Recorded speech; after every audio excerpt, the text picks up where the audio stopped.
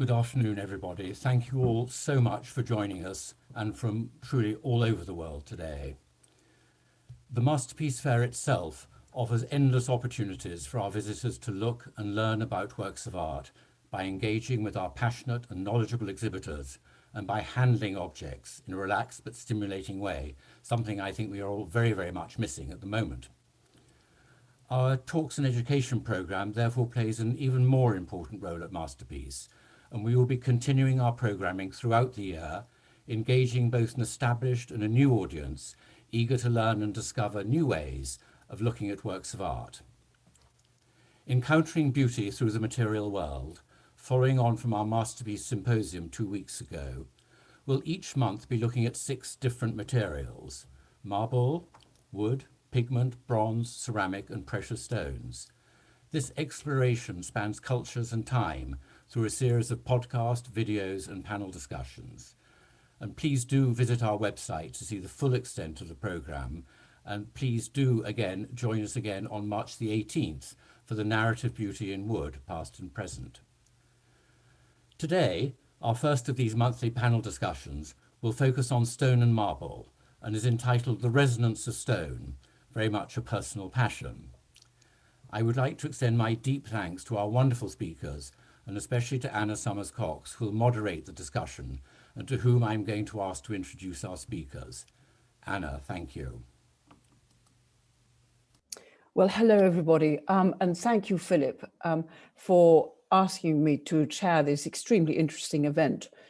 I started the art newspaper 30 years ago, and as a journalist, I have a nose for what is blowing in the wind. And what I have seen is a renewed interest in materials and making, particularly over the last 15 years or so, because for 100 years, the main trends in art have been about the vision of the artist, the idea in the artist's head. The actual material and certainly not the technique, were not the principal attraction. We have forgotten that the Greek word for art is techne, the actual making. And then there's been another factor which has also reduced our admiration for complicated, intricately made and expensive works of the past, which has been the Marxist interpretation of history, which people sometimes repeat without actually having ever read a line of Marx themselves, which says that all ostentation can be attributed to a desire to affirm power, which is a desperate simplification of the truth of the past. However, about 15 years ago, one started to see that craft, in other words, I don't mean basket work, but handmade objects and particularly design began to be considered to be respectable again. And there were contemporary fairs with the Basel Miami Beach Fair, which were very successful. So the tendency has been to return to be interested in materials. So this is a very timely series of programs. And this evening, or where it is you are in different parts of the world, what time it is, we have with us a maker, Thomas Greenaway, who actually works in the semi-precious stones to make Pietro Dura, an art historian and curator, Tessa Murdock, an architectural historian and scholar of pre-Enlightenment scientific ideas about stone, Fabio Barry, and a 5th generation dealer and art consultant based in Rome, a city of venerable stones, both worked and unworked, Davide Sassieri. So shall we start with how these things were actually made? How is Pietro Dura made? Over to you, Thomas, please. Thank you, Anna. Can you hear me? Thank you, Anna. It is a great pleasure to be here. As a maker and a conservator in the UK, I often get asked how I got into working in Pietro Dura. My background was in furniture making, but on visiting Florence and the palazzos and museums, I was drawn to the exquisite polychromatic tables. Like everyone else, it was hard to believe these tables were made from individual pieces of stone rather than paint. Following research into who was doing this art form, I was able to get an apprenticeship in one of the few remaining workshops in Florence, who taught me the practical traditional skills that have passed down through the generations. Much of these techniques have been unchanged since the 16th century. Around 10 years ago, I started my own studio in Northamptonshire, making works of art for private clients, hotels, interior designers, and ecclesiastical work. Please could I have the first slide, Nathan? So one of the most interesting projects I was most privileged to undertake was working on the coat of arms for the tomb of King Richard III in Leicester Cathedral. To give everyone an idea of how a Pietro Dura plaque is made, I'm just going to touch on the process and the techniques of making the coat of arms. Leicester Cathedral used Van Henningen and Hayward as the architects for the project, and James Elliott, who's a master stonemason based in Leicester, was commissioned to make the tomb itself from a 3-ton block of Swaledale fossil and the plinth from the Kilkenny marble. James advised the architects to use the Pietro Dura technique for the heraldic shield, and it was a great privilege to be commissioned to make this. For an English king, it was appropriate to use English stones where possible. For the brilliant red background, it was decided to use local Duke's Red limestone. This is an incredibly rare limestone discovered in 1823 in Newhaven, Derbyshire, on the Duke of Devonshire's estate. Much of Chatsworth is adorned with this material, and what little is left belongs to the Duke. Finding the very best quality is always a challenge, and one is looking at the density of the stone, the veining and the color. This is not always easy to see in its rough form until it is sliced. The finest quality lapis lazuli I used for the striking blue, and the yellow was hard chalcedony or calcedonio giallo from Tuscany. Second slide, please. So the process of making a Pietro Dura plaque requires sourcing many rare marbles and semi-precious stones sourced throughout the world. These are then sliced into 2 millimeter thick veneer. Slate is used as a backing to support the stone, primarily due to the fractures you get in the stones. The whole design is very accurately first drawn up and broken down into segments, as you can see in the bottom middle image. It's almost like a painting by numbers. The most important element in making it look like a painting is selecting the right area of stone for each segment, choosing the right color and the texture in the stone.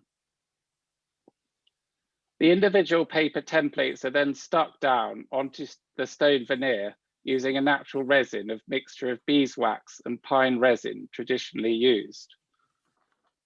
For the lions in the shield, it was crucial to get the same color hue for all of them and the natural shading in the right places to give the lions perspective.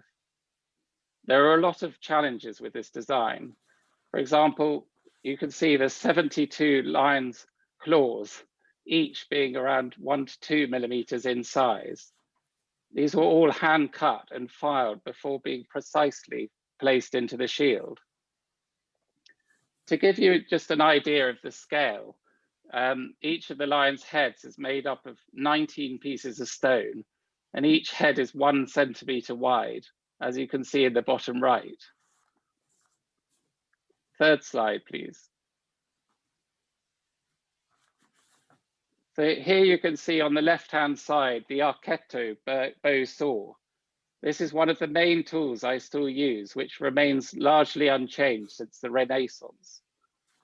This is a chestnut bow saw and used to cut the stone templates out accurately, and also the background material for the inlay.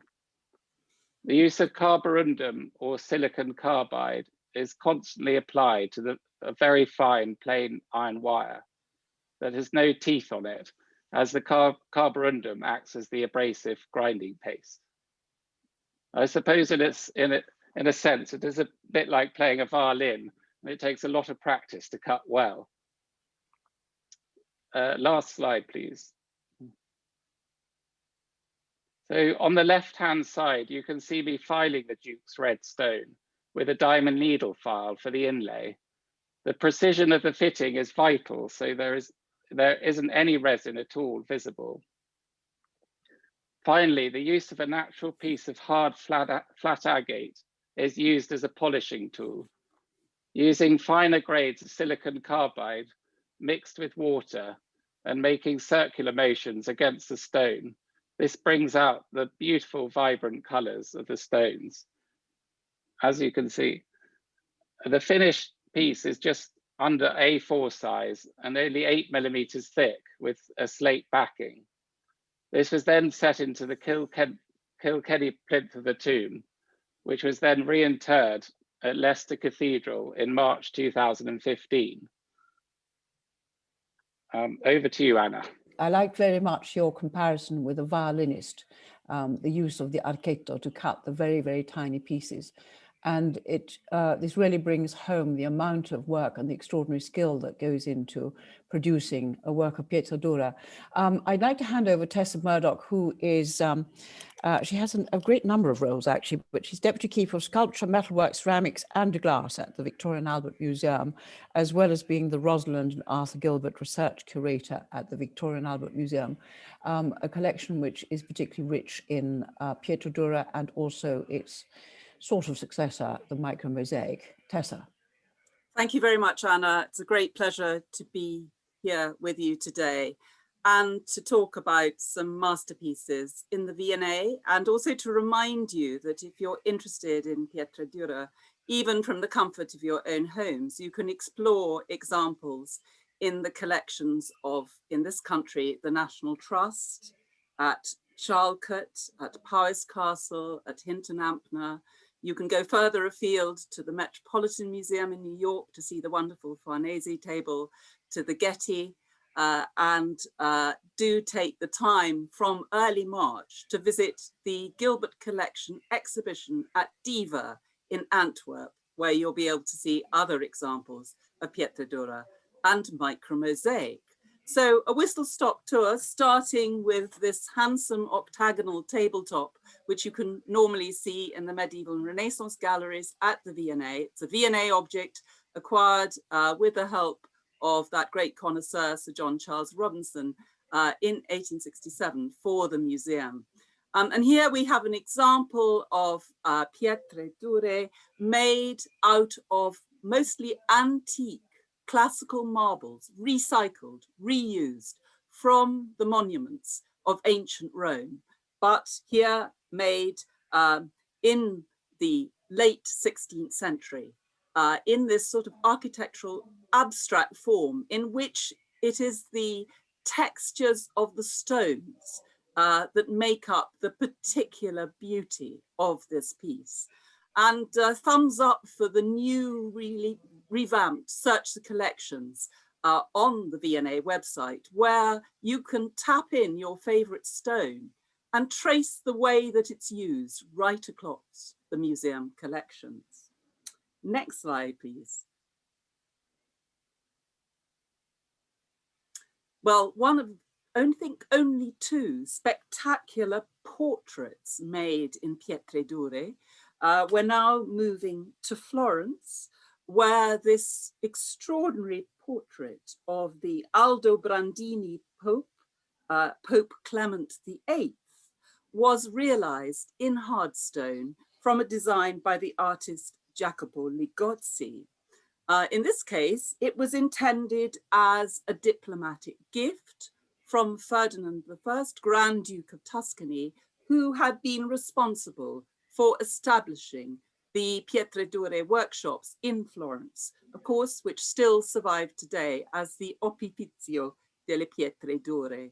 I particularly love the way that the translucence of mother of pearl is used to reflect the light on this triple tiara, and then the judicious use of lapis, and the extraordinary way in which the Pope's vestments are captured in hardstone. remarkable technical achievement. And in my notes, you'll see a reference to the great exhibition at the Met in 2008 that was curated by a team of experts, both in the States and across Europe. And if you're interested, I would urge you to consult these tomes of great scholarship and visual magnificence. Next slide, please.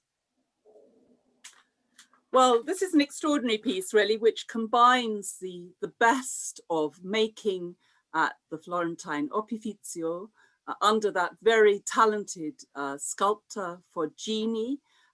Interestingly, this was a present from Duke Cosimo III to his daughter, a wedding present. What more appropriate? But in fact, it was only the upper section, the clock cabinet.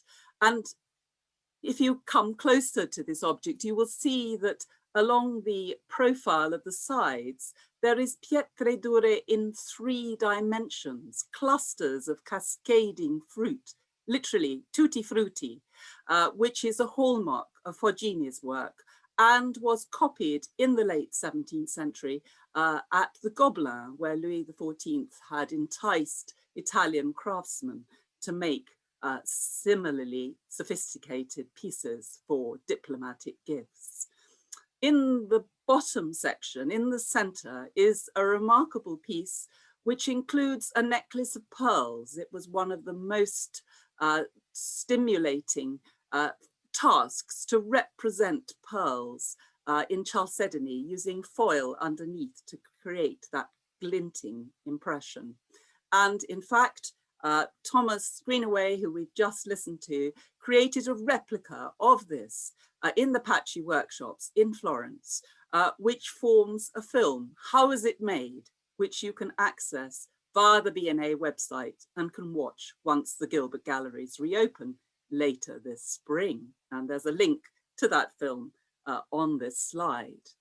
The clock cabinet was extended in the 1860s and furnished that extraordinary palatial London house in Park Lane, Dorchester House, for R.S. Holford, that was designed by Louis Vallumy. I haven't yet discovered where it stood in that great house, perhaps on that spectacular staircase landing. Next slide, please. Well, this takes us back to Rome, in subject at least.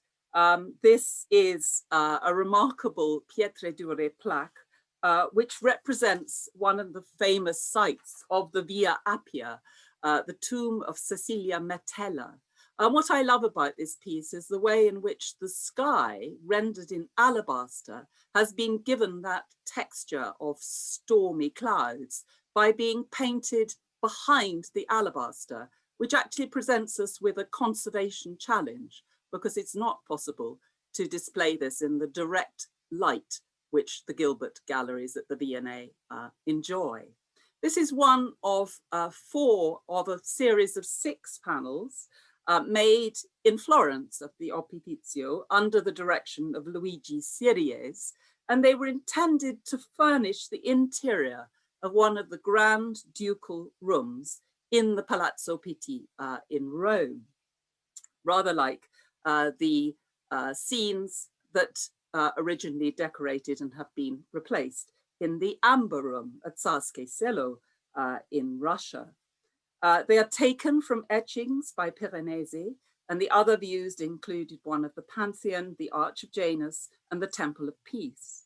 They'd been made by 1797, but on Napoleon's arrival in Florence, they were seized and taken back to Paris, but happily restituted to the Palazzo Pitti in 1815. Next, please. So from hard stone to micro-mosaic, a term which Sir Arthur Gilbert actually coined. He was so taken in by the effectiveness of rendering a landscape scene in these tiny tesserae, which in this instance are made of coloured glass, that he acquired something before fully realising the exquisite and remarkable technique that he was admiring. And this is of one of the most frequented sites of the Grand Tour at Tivoli, the Temple of the Sibyl. And it is the work of Raffaelli, one of the most celebrated mosaicists, who is the subject of a monograph put together by Anna Maria Massinelli.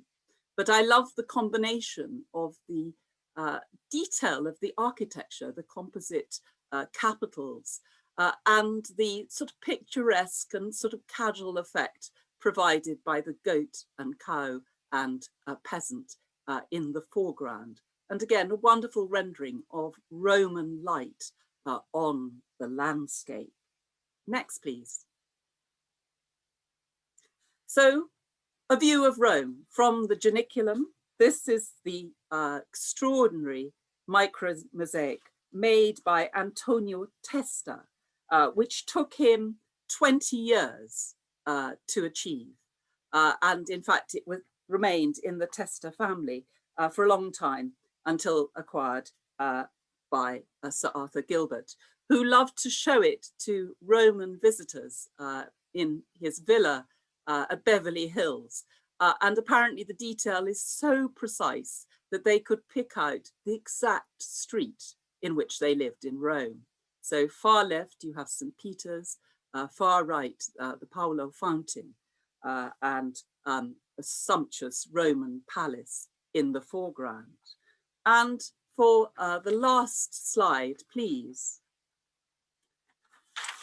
to the animal kingdom and this remarkable Bengali tigress, which was given by Lord Clive of India, the actual animal, to the 4th Duke of Marlborough, and by 1762 was to be seen in the menagerie at Blenheim, where, painted by that great artist, George Stubbs, later engraved, it was at a much later date in the late 19th century, created in mosaic form by Decio Podio, whose relative was in charge of the mosaics in St. Mark's and also of the celebrated international firm Salviati that supplied mosaics for many 19th century churches in London, for example.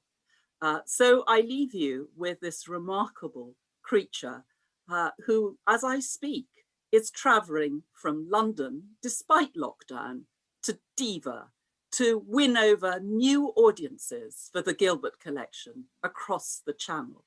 So back to you, Anna. Tessa, thank you very much indeed. As you were speaking, I remembered Arthur Gilbert, who was a Londoner who made his fortune entirely himself. And I think it's not unfair to his memory to say that he was entirely self-taught. And the first thing that attracted him about art was that it had to be very, very, very well made. He had none of the snobism about rejecting the well-made. And that's what drew him to Pietro Dura and the micromosaics. He used to hand people a magnifying glass. In fact, I believe one of the conditions of his will is that magnifying glasses should be available for the public to be able to examine the sheer virtuosity of what is being made. So there it was, Arthur Gilbert, a man without preconceptions about what art should be. What I would like to do now is hand over to Fabio Barry, who's written an absolutely marvelous book published by Yale called Painting in Stone, Architecture and the Poetics of Marble from Antiquity to the Enlightenment, which is about what people had in their heads, the thoughts, when they looked at stone from very ancient times through to the Enlightenment, which is when the modern study of geology, modern understanding of geology begins to be formed. So Fabio, would you like to give us some insight into how people conceived these stones at the time? Sure, I hope you can all hear me well. It's a very long book. It's a bit of a brick. I should probably say it's a bit of a slab, I suppose. So I will just take one or two themes that seem to be in sync with what other people have been talking about. So thank you, Anna, and thank you also, Tessa, and thank you, Thomas.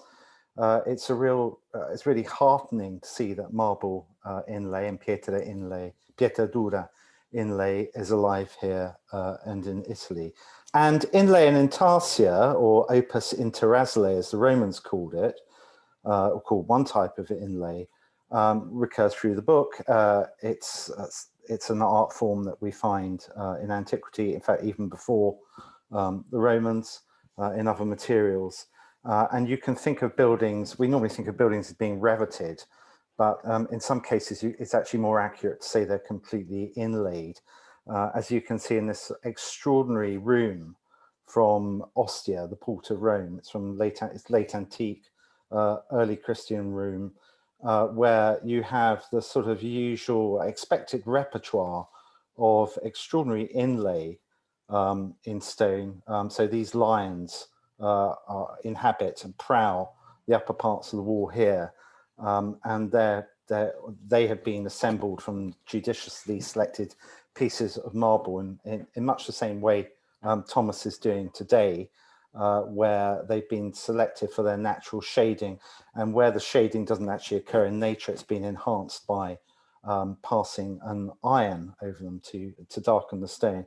And down here, not actually from the same room, but representative also of this genre of the kind of extraordinary refinement that you would find in such compositions. And however, the most strangest thing about this room isn't really the figuration, it's the back wall, which represents a wall made of bricks, right down to the mortar joints, all of which is made again in serpentine, porphyry, gelo antico, various marbles, to create a sort of hyper-real ambiance, a place in which even bricks seem to shine. They're heavenly bricks for some patrician grandee in late antique Ostia. Next slide, please.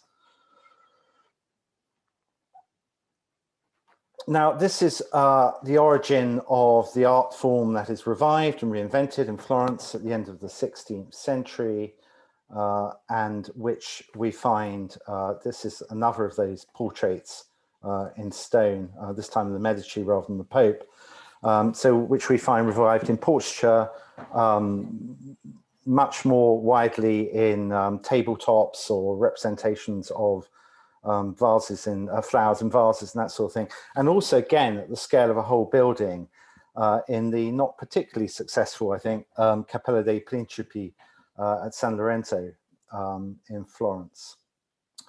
The Florentines avowed that they had created an eternal form of painting with the, and probably Thomas would agree, that they claimed that even more skill was required to select, match and join the shards that made up these natural paintings than the skill of painters in blending colors on their palettes. And the response to this, of course, was another art form where painters actually use slabs of vari-colored marbles. This one happens to be alabaster as supports for their paintings, picking out the patterns or the potential patterns in the marble and sort of completing what nature seemed to have begun. Now, the whole idea that this whole idea of painting in stone, next slide, please, was again a revival of an ancient concept. For in the middle of the 1st century AD, the Roman encyclopedist and natural historian Pliny the Elder had lamented that the patrician homes of his own time were being marbled with such speed and so expansively from floor to ceiling that painting, there was no place for painting, painting would die, and he said, we have in fact begun to paint in stone. And the reason he could say this so easily is because slabs of marble afforded rainbow palettes, particularly brushy veining, and within the veining, images seemed to spontaneously appear.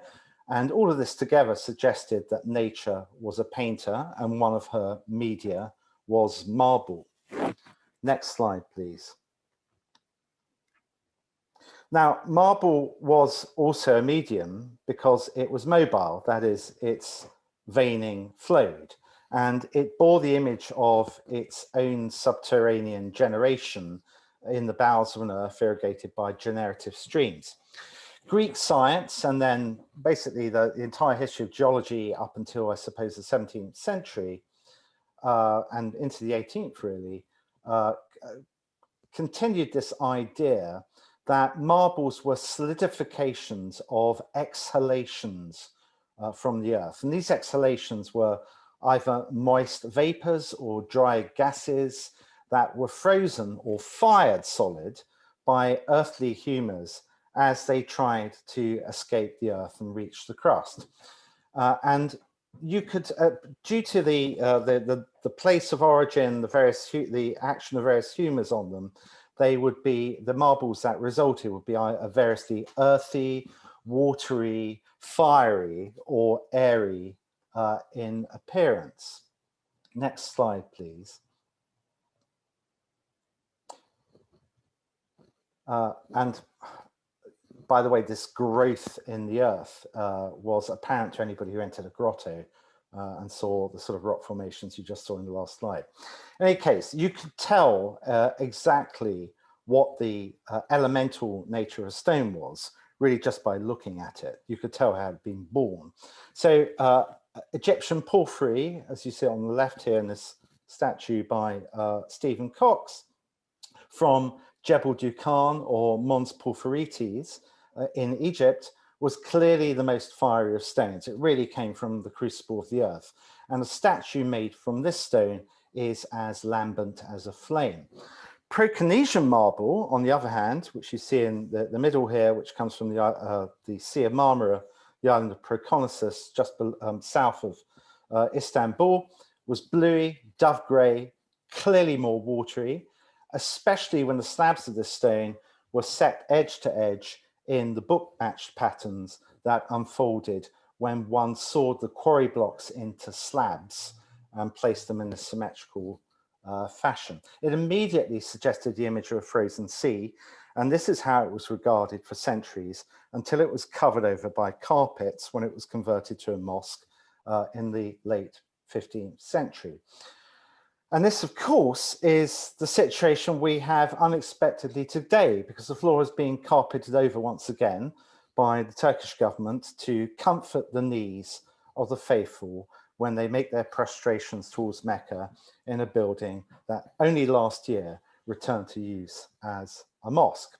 However, when this building functioned as a church, this frozen sea told you that you were walking on water, like Christ, like Peter, in your march of faith across the church. Next slide, please. Yet, if marble was born in the earth, it also hungered to escape it, to surface, to reach ground. And however earthy its image, once marble was polished, its surface slick seemed to borrow an astral light. This was one of the many uncanny properties which gave marble an affinity with gems. Marbles resembled hard stones, which resembled gems. Gems seemed to be stones that had trapped light, which falls upon us from the heavens. And gems, of course, according to the book of Revelations, studded the walls of the heavenly Jerusalem, as you can see in this miniature from the Apocalypse of the Dukes of Savoy. Now, from Babylon to onwards, well into the 16th century, in fact, natural philosophers and collectors assembled lapidaries, that is dictionaries of the thaumaturgic properties of stones and their capacity to cure all manner of ills and illnesses. I mean, everything from envy to a nosebleed. The earliest and these stones, gems, were endowed with these properties, these magical, therapeutic or thaumaturgic properties by astral rays, astral influences, rays that actually originated in the stars and which arrived at Earth and endowed these stones in the earth with their powers. And the earliest illustration I know of this is from this manuscript on the left here, illustrating De Universo by Urbanus Maurus. where you can see a man holding two stones, which are a bit like donuts. He's actually cross-eyed in this illumination, presumably unduly affected by the current coming from the sky. Now, and actually it's worth pointing out while we're on it that he's not actually holding gems, he's holding common stones. So the idea that stones and marbles and gems could have all these properties when it's really only gems that should have them, you can see even from that was commonly misunderstood. Now, how is this translated into architecture? Well, the best example in early modern architecture is this altar here on the right, the Dell'Acqua altar. It's the high altar in the Duomo in Vicenza, where this analogy of marbles with gems acquires a particular resonance. These are stones that were collected by the donor, the patron of the altar, Aurelio Dell'Acqua, over a lifetime. He stipulated in his will that the altar should be completely bedecked and bejeweled with them.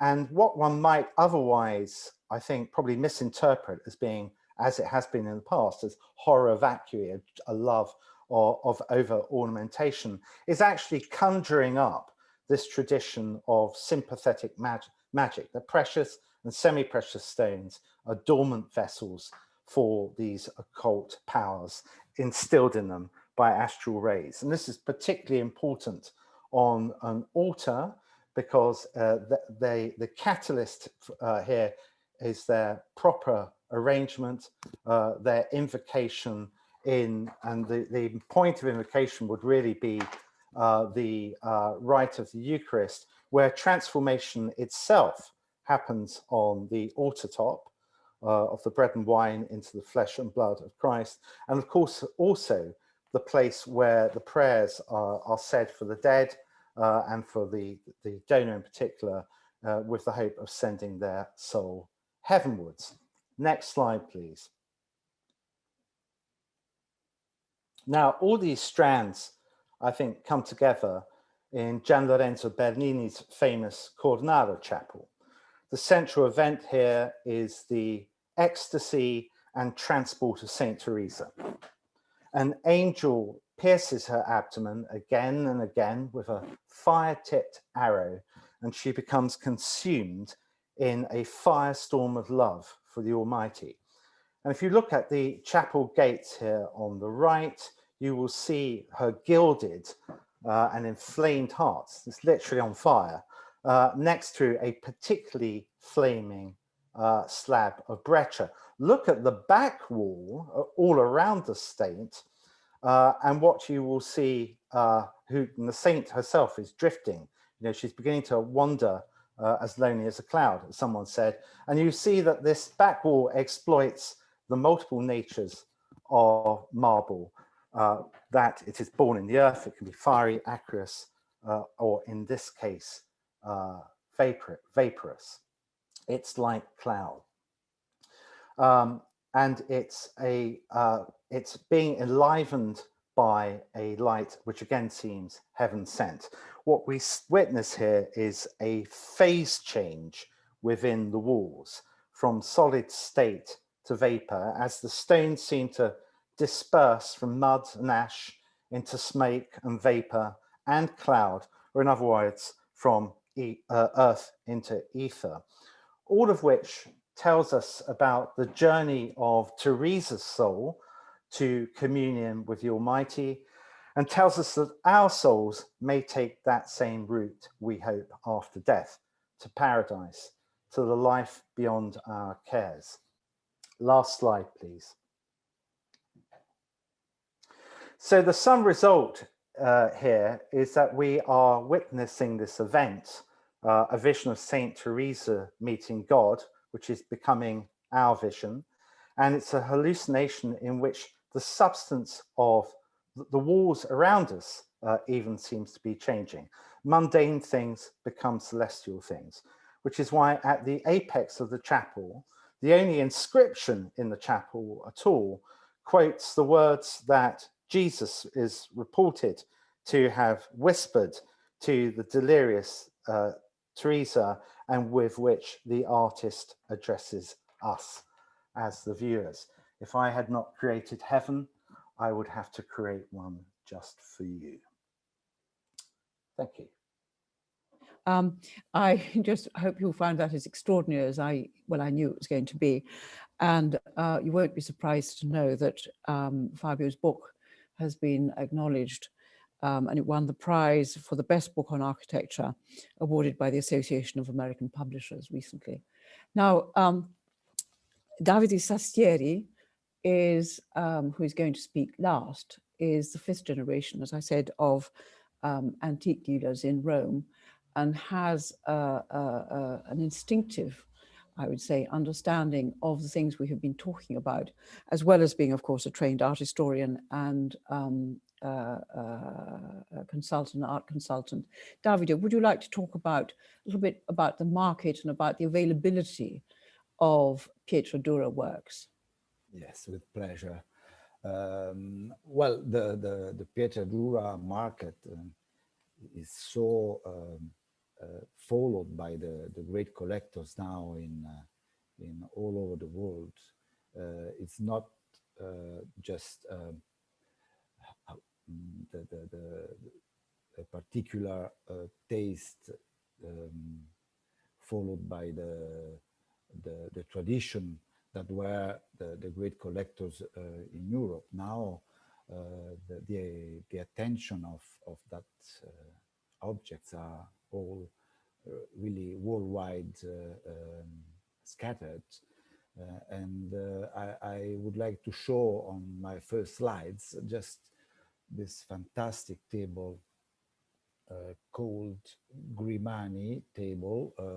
They were donated by the Medici family to the Grimani family in Venice, and they stayed in the Palazzo Grimani in Venice until the beginning of 19th century, when they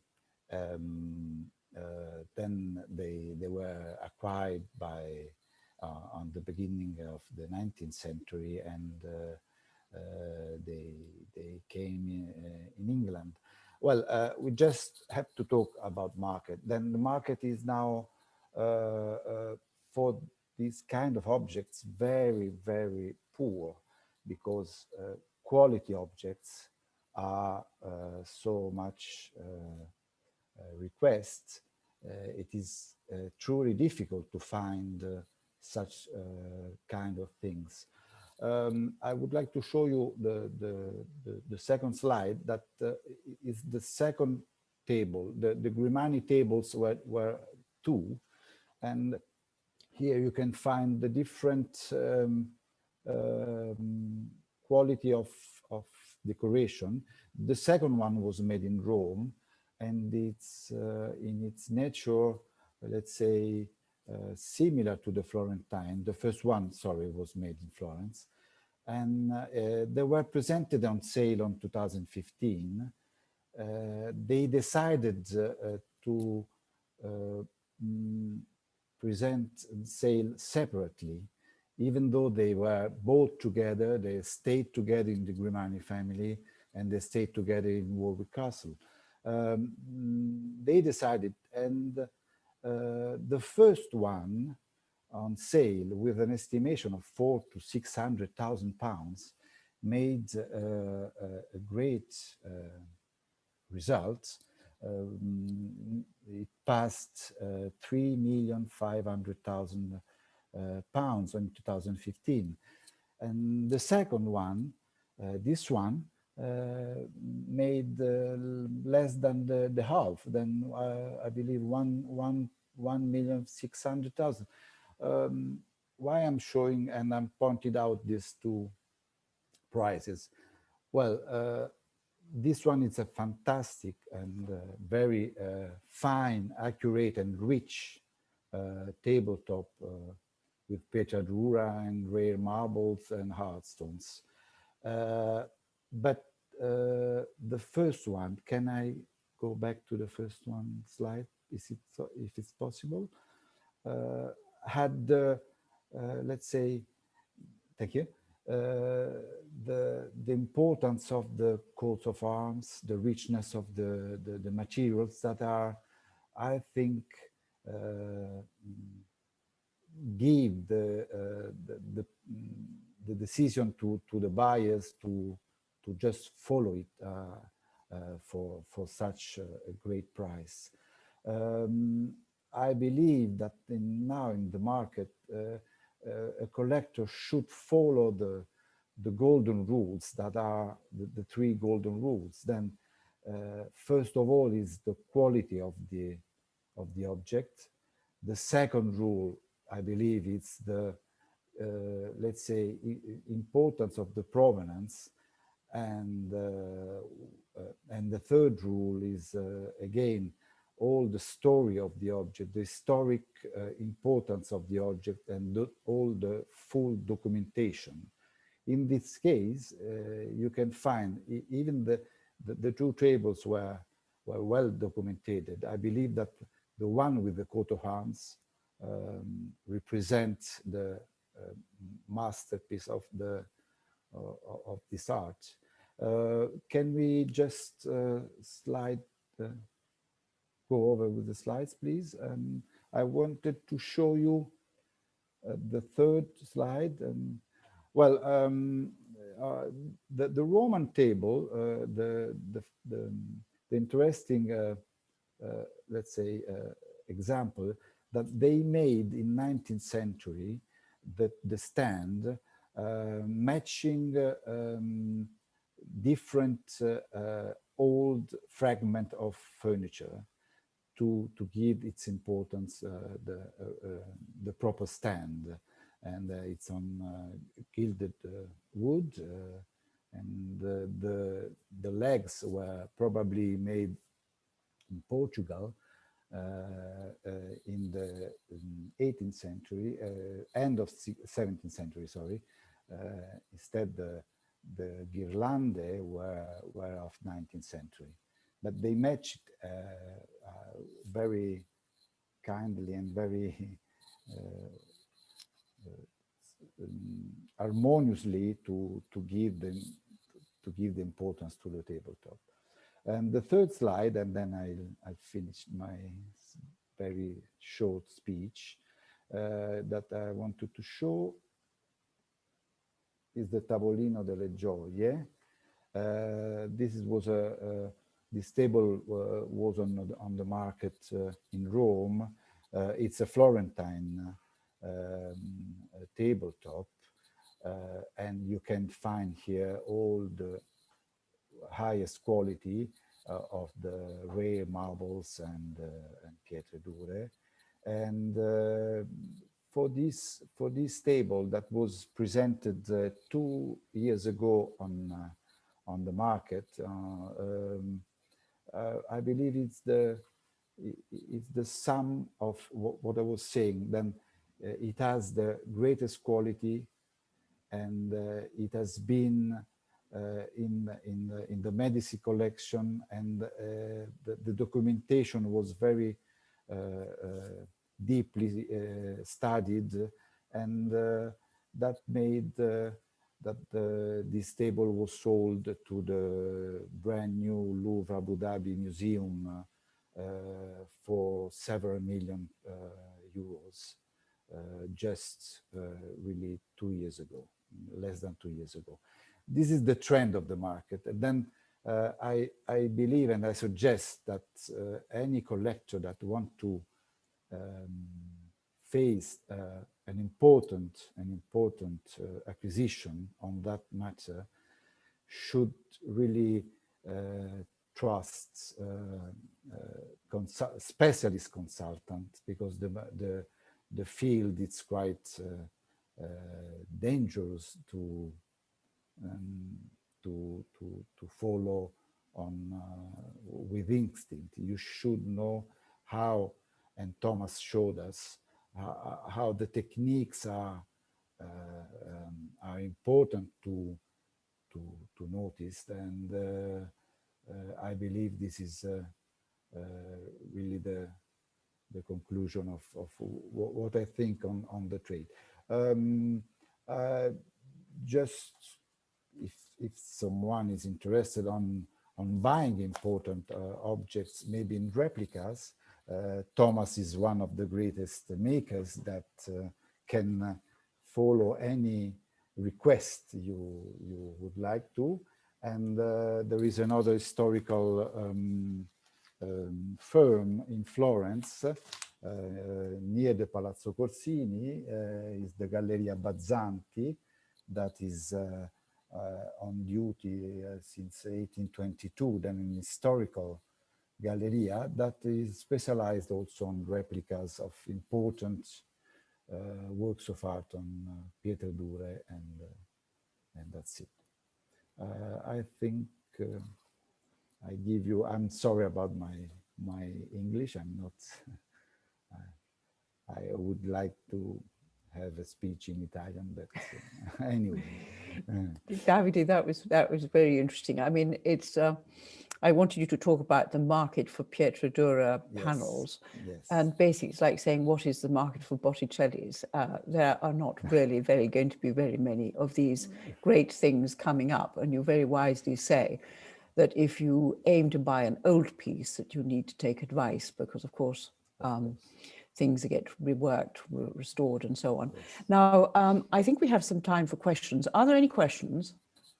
Yes, there's quite a lot, so I'm afraid we won't be able to get through all of them, but I'll pick a few out. And Anna, if you can direct them to the right speaker. So the first one is about cultural exchange and whether the makers of the Pietro Dura work on the Taj Mahal were influenced by the Florentines or vice versa. Tessa, is that one for you? I could certainly start by saying my knowledge of the Indian use of Pietro Dura suggests that they are using the technique in a very different way, using sort of isolated sort of sprigs representing flowers and so on. I expect that the two techniques were going hand in hand, but I do remember that when the Gilbert collection was displayed at Somerset House, there was a good deal of interest from Indian craftsmen in looking more closely at the Italian examples in the Gilbert collection. So possibly the influence is in more recent times. Thank you. Next question. We have been shown several Pietro Dura tabletops. What makes this technique particularly suitable for tables? Well, I'd have thought that's one for Thomas. Yes. Well, I suppose the hardness of the material, you know, is very important. But I think, yeah, it's you know, there are limitations to tables because, you know, it can get scratched, but they are beautiful tables that could last eternity. So you know, I think with their enduring hardness of particularly if you use harder stones such as jaspers rather than marbles, yeah, they're very well very good for a table. Anybody else want to comment on their suitability for tabletops? I was just going to quote Vasari, who referred to the technique as commesso, can best preserve antiquity and memory, and can resist all the battles of water and wind and other mishaps of fortune and of time. So given that tables are a flat surface on which there is likely to be spillage, although obviously in some cases they were very carefully preserved with leather covers. I think Vasari gives you the answer there too. Next question. Another quick one for Thomas, just to ask how many hours the heraldic shield for Richard's tomb took. Well, it took roughly about 2 months from start to finish. So a considerable amount of work from the design can take a lot of work, as well as the and the production and the fitting. I have a question from Philip. who I think as chairman can jump in. He said, could Fabio tell us a little of the significance of the stones in the Grimani table, particularly the Lapis Lazuli? Unmute. Yeah, could you, can we have an image of it? And while that's coming up, I just wanted to add, there is, with the Indian question, Shah Jahan, the guy who built the Taj Mahal, he certainly imported Pietro Dura panels from Florence about 1648. I think a few of them, and they were copied. So if you go to the Red Fort in Delhi, there's over 100 of them on one wall. I think that's the only sort of securely documented example, actually, but so it's just worth throwing in. Thank you. Sorry, the Grimani table. Is it possible to have an image of it? I don't remember which one that is. Ah, thank you so much. Closer. You need a Gilbert magnifier. Okay, so we've got a lot of lapis, and what else do we have? And that's alabaster. Sicilian Jasper. Sicilian Jasper. Okay. Well, I will read. Ah, thank you so much. Thank you. I will read the materials. So that's Jasper and lapis, and what else? Amethyst. Amethyst. You've got lots of red jasper. There's sorry. Yeah. Okay. If you want the list.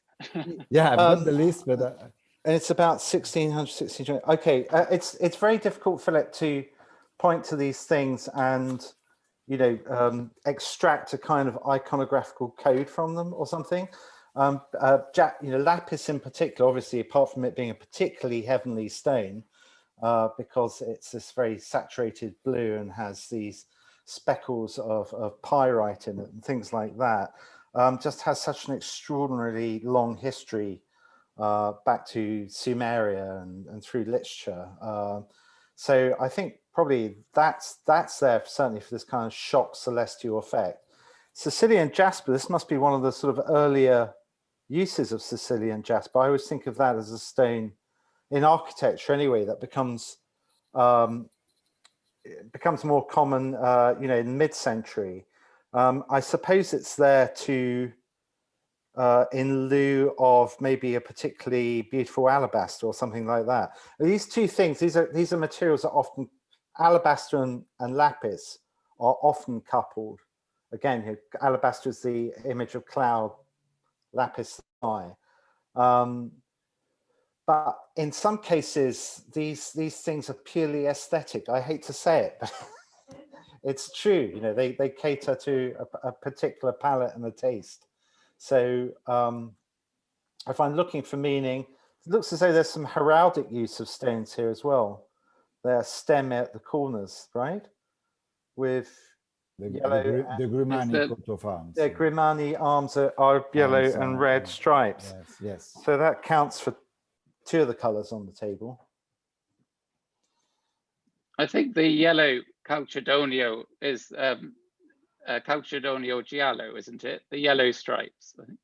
I found the list of then there's Diaspro di Sicilia, obviously, Agata di Siena, Diaspro di Boemia, Quarzo ametistino, Calcedonio orientale, Lapis Lazuli, Agata di Germania, Diaspro di Barga, Diaspro sanguigno, several diaspro. David, it sounds wonderful in Italian. I think we might. We've got. Finally, I can speak. Let's fit. Can we fit in one more question? Maybe. And Diaspro di Candia, then, and Calcedonio di Volterra, and Corniola too. Then. Can we fit in one more question? Yes, one more question. Is there any environmental impact of the Pietro Dura or using any of these stones and quarrying them? Thomas. Sorry, a bit. Environmental. Is there any environmental impact in quarrying these stones? Well, I suppose there is a bit of a environmental impact, but if in certain stones, but not I don't get too involved with that. I don't know. I don't know, what does Fabio think? Or I don't know. There was an article on this quite recently. I think it was in the New Yorker. I don't remember exactly where it was, about somebody lamenting the environmental impact of quarrying. And I actually wrote to the author, it's quite recently, and pointed out that Pliny the Elder had said the same thing in the mid-1st century, in the 60s AD, and was saying that we are destroying Mother Earth. You know, we're creating these great wounds in her. We're tearing mountains apart, and all just so we can decorate our bedrooms. It's the beginning of the same passage when he, you know, ends up saying we're painting in stone. So this idea that it's a kind of desecration of the earth is at least that old, and there's even evidence before that for mining, where mines are backfilled purposefully, as though they were curing a wound that they'd made in the earth. But yeah, more pragmatically speaking, there's quite a lot of mountains around. I think we're okay for the moment. I was wondering about the health and safety implications of using malachite. With a filled with copper. Yes. Well, I think, alas, there isn't time for any more questions, but what I hope is that after having listened to our 4 panelists, Thomas, Tessa, Fabio and Davide, that none of us will go past these works of incredibly detailed inlay, not to mention architectural, the chapels in churches made up of many different marbles, without being more aware now of them, first of all, the amount of work that goes into them, but secondly, that there was a meaning, not always a meaning, as Fabio said, sometimes it's just aesthetic, but certainly with the earlier ones, there is a meaning behind the stones that we need to know if we're not just to be the casual passerby. Thank you very much, everybody, and thank you, Philip Hewitt-Jabor, for this series.